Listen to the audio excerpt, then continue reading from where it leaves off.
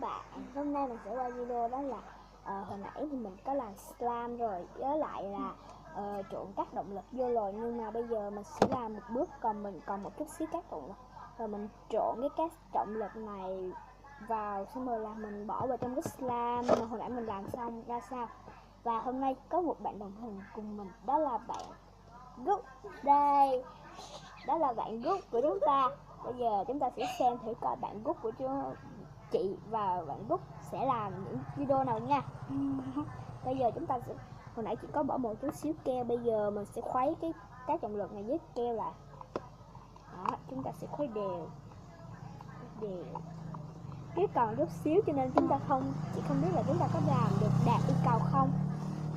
Chị nghĩ là có. Thì em thấy mấy em cũng đón xem với chị nha.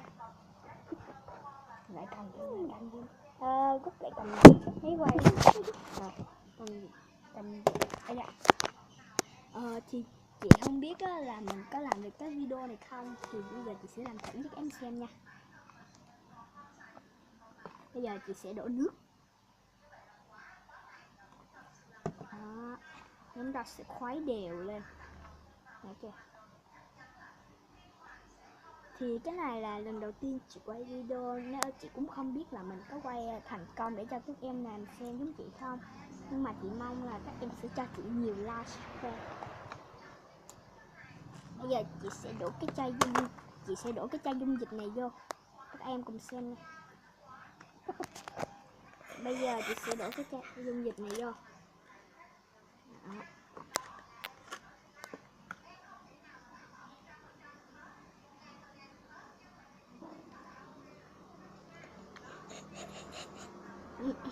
Bây giờ chị đổ dung dịch xong rồi thì bây giờ chị sẽ khuấy đều lên. Chị cũng không biết nó có thành công không, nhưng mà theo chị là sẽ thành công. Chúng ta đã được một cụm, nhưng mà hình như là nó cũng còn một chảy nước. Chị cũng muốn cho nó không có bị chảy nước. Bây giờ chị sẽ dùng cái cục slime này, và sau đó chị bỏ thử cái cục này vô.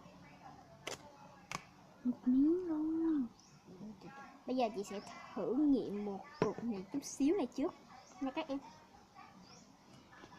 Thì bây giờ chị múc cái này ra, thì giờ chị sẽ cho vào thử. Bây giờ thì nó đã mềm hơn như trước kia chị làm. Bây giờ mình sẽ bỏ vào trong đây. Đây, chị sẽ lấy cái cục slime này ra.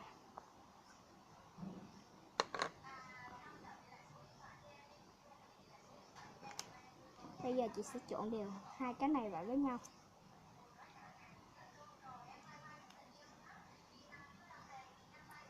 Thì bây giờ mình thấy là cái cục slime của chúng ta đã dẻo hơn rồi nè, không còn bị cứng giống hồi nãy nữa. Nhưng mà chị cũng không biết là bây giờ cái cục này cũng đã dẻo hơn rất là nhiều. Và cái video này của chị không biết là các em có thích hay không. Nếu các em thích thì hãy cho chị một like và đừng đăng ký và chia sẻ với bạn bè. Bye bye.